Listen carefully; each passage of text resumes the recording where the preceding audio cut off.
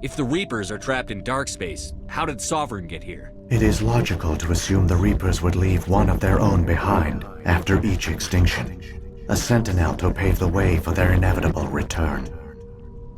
Like those in dark space, Sovereign probably spent most of the last 50,000 years in a state of hibernation. Periodically, it would wake to analyze the situation. Keeping its existence hidden, it would evaluate the state of galactic civilization. And when the time was right, it would signal the Citadel and usher in the next Reaper invasion. But this time the signal failed. The Keepers did not respond. Sovereign's allies were trapped in the void. Alone, it was forced to try and discover what had gone wrong. Sovereign's the largest ship in the galaxy. Why all this secrecy? Why not just attack the Citadel? Sovereign is not invincible. Revealing its true nature would have united the forces of every organic species against it. Even a Reaper couldn't survive such odds. But the Reapers are patient. They will not rush into the unknown. Sovereign could have been planning this for centuries, moving deliberately, gathering allies. Slowly, it has assembled the pieces of the puzzle, working through agents to keep itself hidden.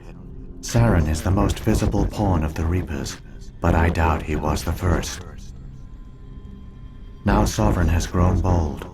Whether from confidence or desperation, I cannot say, but it is determined to reopen the portal to dark space.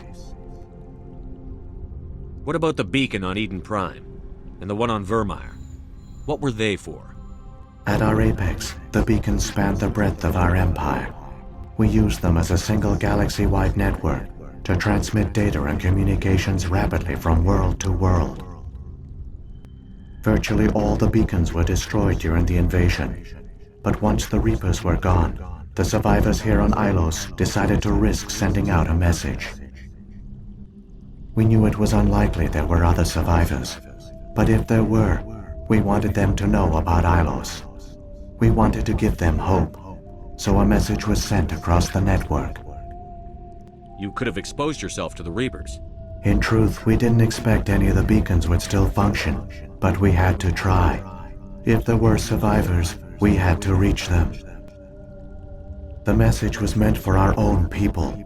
It was coded so only organic beings could interpret it. We still didn't understand the power of Reaper indoctrination.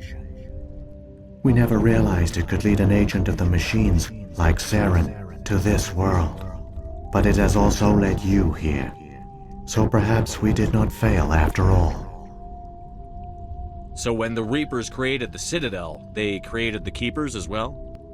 A more likely scenario is that the Keepers were one of the early harvested civilizations, perhaps the very first. Perhaps they responded well to indoctrination, or the Reapers simply bred them to be obedient. In any case, they were left behind to operate and maintain the Citadel. But the Keepers are no longer directly controlled by Sovereign or its ilk. They evolved so that they only respond to the signals emitted by the Citadel itself. When the Protheons altered the Citadel's signals, they broke Sovereign's hold over the Keepers. Now, they are completely harmless. Sovereign must have realized that organic races were difficult to control. A likely hypothesis.